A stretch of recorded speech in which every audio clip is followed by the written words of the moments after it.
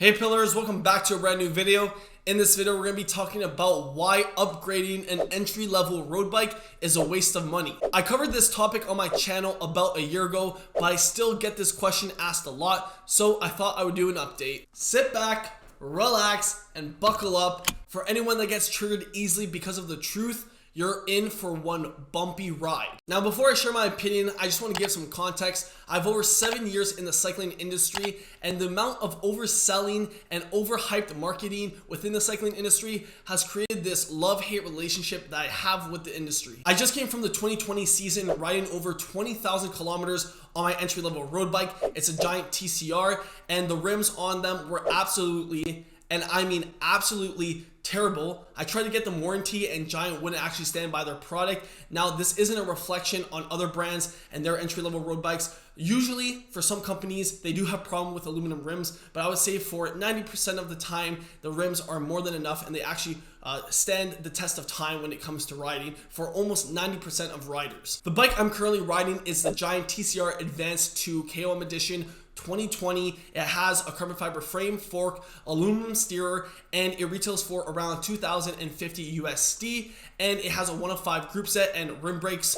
Hashtag team rim brakes. In terms of it being an entry-level road bike, it is definitely at the high end of that spectrum, but anything more expensive than $2,000, unless you have the cash to burn or you're racing at a high level, the returns are going to be so insignificant, it's not worth spending the extra money. Now, the fact that my rims, my stock aluminum rims on this entry-level road bike failed doesn't mean that other brands that offer a similar value in terms of entry-level road bike that do have aluminum rims as well means you'll have the same experience. I just wanted to share with you guys, be transparent, because sometimes even at the high end of bikes, I know stories and I've experienced myself of products failing and needing to get warranties. So it's sometimes a hit or miss. I think in my situation, I was just unlucky, but I would say for the most part, even at this entry level price, you don't really need to worry about upgrading even the wheels. For 90% of riders and the type of riding that they do, aluminum rims are more than perfectly fine. Now listen up, this is the rationale for why you shouldn't upgrade, and it is as follows. Let's say you can't afford a 105 group set bike with a carbon fiber frame and fork, then you most likely are going to have to go for a bike that is less than 11 speeds in an aluminum frame, and that's basically what you're going to be getting. So for convenience sake, let's say you're going to get a Contend 1 2020 by Giant. It's 950 USD and it is aluminum frame, and it has Shimano Sora, which is a 9-speed group set and aluminum rims. So if you were going to buy the Contend thinking that you would upgrade the group set later on to something that would be the standard, such as Shimano 105 11-speed group set, it's going to cost you around 700 USD to do that. So the upgraded Contend is now priced at $1,650 once you install the 105 group set that is 11 speed. Now that is still cheaper than the TCR that retails for 2,050 USD, but you still got to factor that a new cyclist that's getting into the sport doesn't know what a cable stretcher is, let alone knows how to bleed brakes. So you're going to have to take this to your local bike shop most likely and get the bike built up with the new group set, and that's roughly going to cost anywhere between 100 and 150 USD dollars, especially with the times that we have now. That's not uncommon for bike shops to charge a little bit more. You most likely are going to have to also upgrade the rims, because usually when a bike has a 10-speed group set, the rims are most likely going to be 9/10 speed compatible, sometimes 8, 9, 10 speed compatible. It really depends on the manufacturer. So for that reason, you would have to upgrade to an 11-speed rim, and along with that, you would have to get a new 11-speed chain and also a new 11-speed cassette. You would also need to add some new shifter cables as well. Shouldn't be that expensive, and most likely that can be included in the price of the overall build. After the Contend is built up and it's all ready to go with the 105 group set, in the best case scenario, it will be the same price as the Giant TCR Advanced 2 KOM Edition, being 2,050 USD, but most likely is going to be slightly more expensive than the TCR. The fact that in the best case scenario, the Contend is going to be the same price as the TCR is just crazy to me. Why would you want to spend the same money when you get a carbon frame instead of an aluminum frame? We all know in most situations, aluminum is going to be heavier than carbon. And on top of that, I personally find that the dampening of the vibrations is better in carbon fiber frames when compared to aluminum frames. So in terms of ride comfort and just overall ride quality, I have to give it to the fact that the TCR does have a carbon fiber frame. Now, after doing the breakdown and looking at the math, it's pretty evident why it's a waste of money to upgrade your entry-level road bike. But unfortunately, people are still going to be like, I upgrade upgrade my entry-level road bike?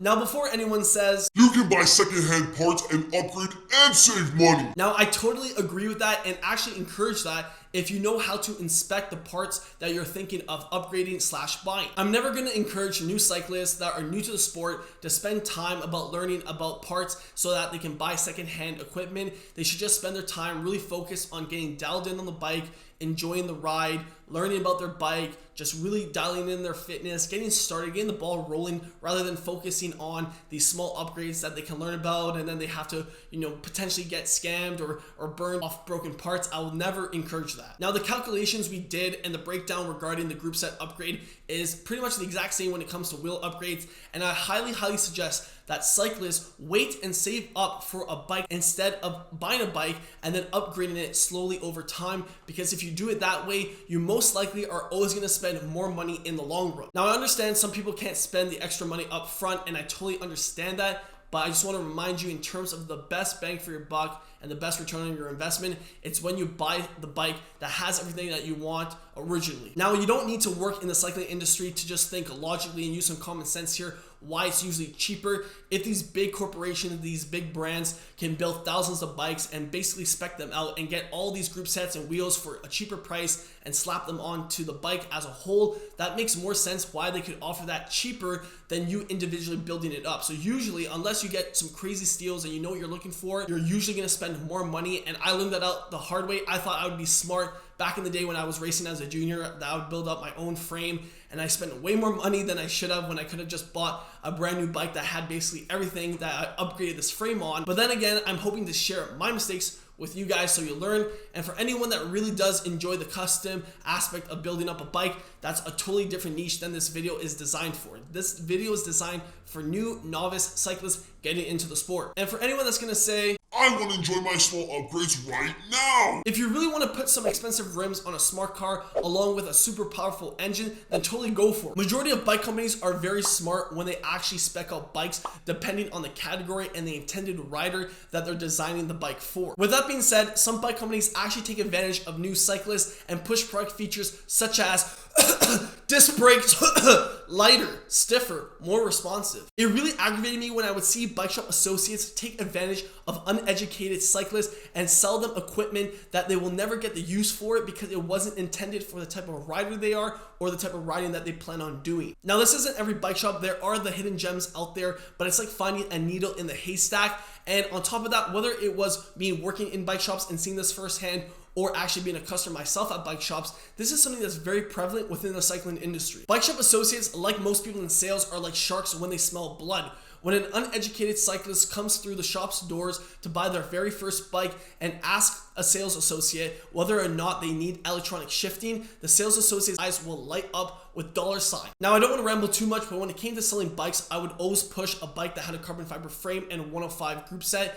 Those are pretty much, in my opinion, the gold standard. It's at the price point that most people can afford, and it's not going to break the bank, and it has enough features. It's 11 speed. You can race on it. You can do fast group rides on it. There's nothing that you're not going to be able to do on a bike that is carbon fiber, and on top of that has a 105 group set. And for most people that are just starting out, it gives enough room where if they really get into the sport, they won't feel like they have to upgrade. It's not like they're riding a 9-speed group set. They have the newest of the new. When it comes to 11 speed, it feels snappy, responsive. It's not heavy like aluminum. So in terms of what I would always promote would be the 105 group set and carbon fiber frame, and I felt very good doing that. And it was really funny seeing customers ask me, wait, you're telling me I don't need carbon fiber rims or Ultegra group set? And it's just sad because that is the norm within the industry. It's this elitism that you need Ultegra and carbon rims when you buy a road bike, which is further from the truth. Pretty much everyone that I suggested get a carbon 105 road bike actually came back to the shop personally to thank me and actually were appreciative of the fact that I didn't push them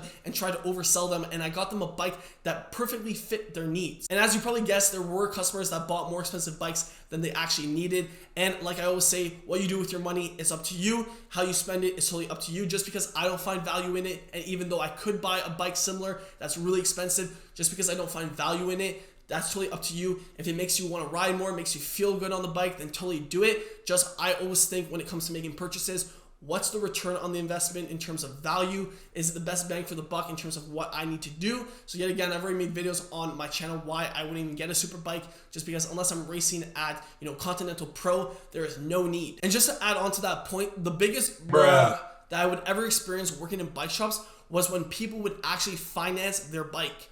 You've heard me correctly. Finance a bicycle.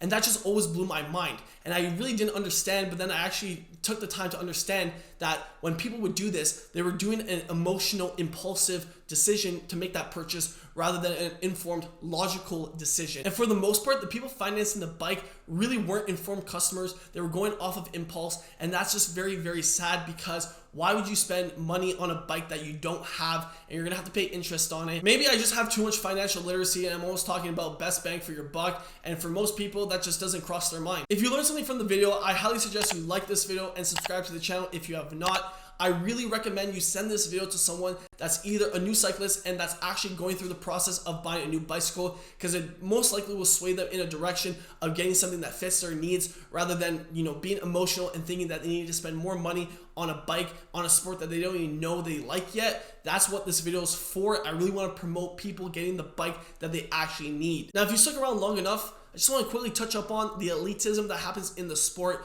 Everyone's always focused about upgrading. Look at my bike, look at this, I can buy this, I can buy that. When at the end of the day, we should just be thinking logically in terms of why upgrading something would help, A, B, C. Why would I need an Ultegra group set or carbon fiber rims when I'm only just riding 2 to 3 times a week leisurely? And yet again, it always revolves around most cyclists don't have an endless supply of cash that they're spending towards cyclists. People want the best bang for their buck. So that's why I make these videos. I really do hope you're learning something from these videos. So stay tuned for more, tons of more about this topic specifically, because I want to help as many people as possible. So until the next one, keep on pedaling.